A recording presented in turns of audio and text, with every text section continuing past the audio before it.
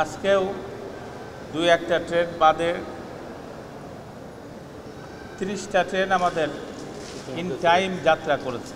ঢাকা ইউনিভার্সিটির ছাত্রীরা আমাকে ফোন করে বলছে যে চাচা, আপনি তো প্রথম পরীক্ষায় আপনি গোল্ডেন প্লাস পেয়ে গেলেন।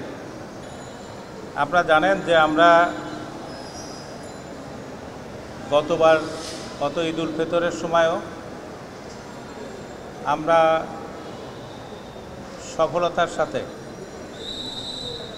আমাদের যাত্রীদের তাদের ডেস্টিনেশনে আমরা পৌঁছাই দিছি এবং তাদের ফেরত আসার ব্যবস্থা আমরা করছি এবং খুবই সুন্দরভাবে আমরা এটা আমাদের রেলের সর্বস্তরের কর্মকর্তা কর্মচারীদের সহযোগিতায়, আমাদের বিভিন্ন নিরাপত্তা বাহিনীর সহযোগিতায় এবং আপনাদের সহযোগিতায় আমরা এই সার্ভিসটা খুব ভালোভাবে দিতে পারছি গত ঈদে।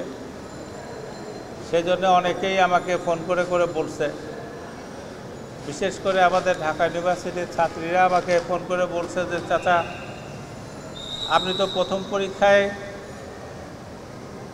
আপনি গোল্ডেন প্লাস পেয়ে গেলেন। তো আমাদের কাছে আমাদের চাওয়াটা কি, এই অ্যাপ্রিসিয়েশনটা আমাদের কাছে সবচেয়ে বড় প্রাপ্তি। আমরা যে চেষ্টা করছি এবং আমাদের এই সফলতার যে আপনারা প্রশংসা করেছেন, সেটাই আমাদের বড় প্রাপ্তি। আমরা এবারও চেষ্টা করছি আমাদের যাত্রীদের আমাদের সীমিত সামর্থ্যের মধ্যে নিরাপদে ঈদ উল আজহা উদযাপনের জন্যে তারা যাতে বাড়ি যেতে পারে, সে চেষ্টা আমরা করছি।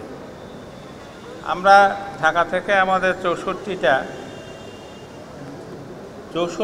ট্রেন ছাড়ে। তো আজকেও দুই একটা ট্রেন বাদে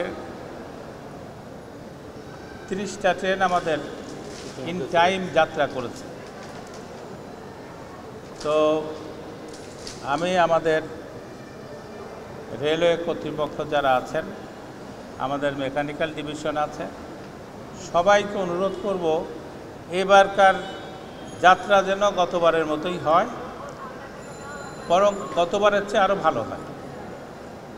এবার আমরা আম পরিবহনের জন্যে ঢাকার মানুষের কাছে আম পৌঁছায় দেওয়ার জন্যে রাজশাহী থেকে ম্যাঙ্গো ট্রেন চালু করেছি।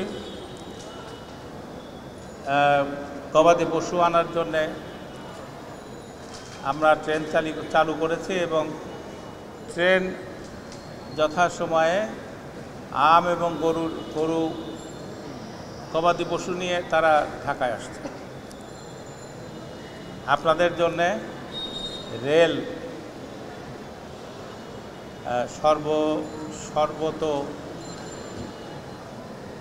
সার্ভিস দেওয়ার জন্য চেষ্টা করছে। আপনারা আমাদের সহযোগিতা করবেন, আমরা আপনাদের সেবায় আছি।